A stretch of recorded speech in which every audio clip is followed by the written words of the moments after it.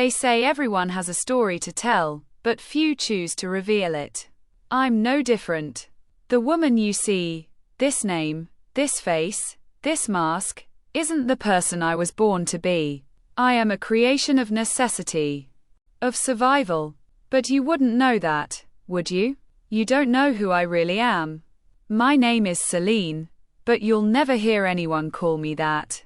They call me Midnight, and that's exactly how I like it. I don't need the warmth of daylight, the light that exposes all the blemishes we hide beneath our skin. No, I thrive in the shadows, where I'm free to be whoever I want, whoever I need to be. I wasn't always like this. There was a time when I was just a girl, much like the others, with hopes, dreams, and a family who loved me. But Rookhaven doesn't care about dreams. It doesn't care about the weak. If you're not careful, it'll take everything from you, piece by piece, until you have nothing left but your own breath. I learned that the hard way. My story begins in the quietest of places, the outskirts of Rookhaven, a neighborhood where the air smells of wet earth and forgotten promises. My father worked the mines. My mother was a seamstress. They were good people, simple people.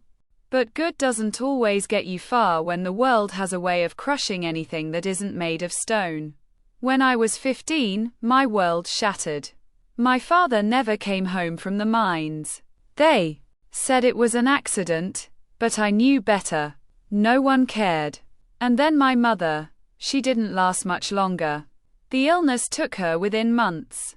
I was alone, with nothing but the clothes on my back and a heart full of fear. That's when I met him. He was a man who promised everything and gave nothing, like most men do in this city. But he showed me a way out, a way to survive. He called it opportunity. I called it a chain. I was sold, not in the way most people think, but in a way that felt like a slow, suffocating breath. He brought me to the Velvet Rose, a place I thought was a sanctuary but turned out to be my prison. It wasn't long before I learned what the city wanted from me. They didn't want my heart, my soul, or my love.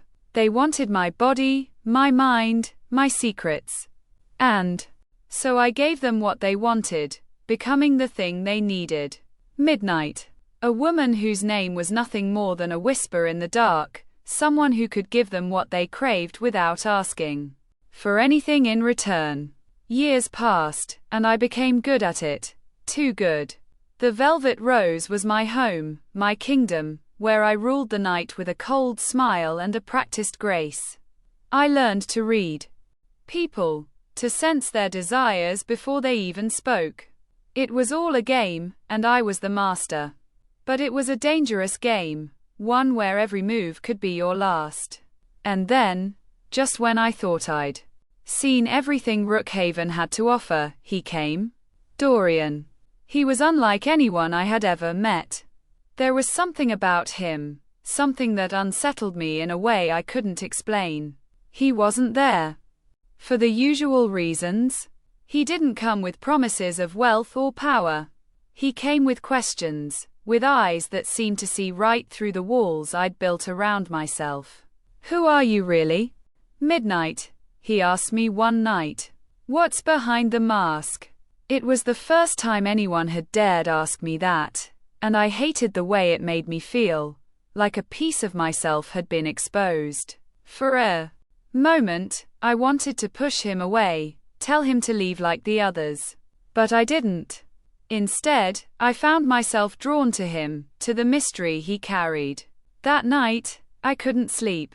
The shadows of my past began to stir, and for the first time, I wondered if it was time to let someone in. But even as I thought that, I knew it wasn't safe. In this city, trust is a currency you can't afford. And yet, Dorian was a puzzle I couldn't resist.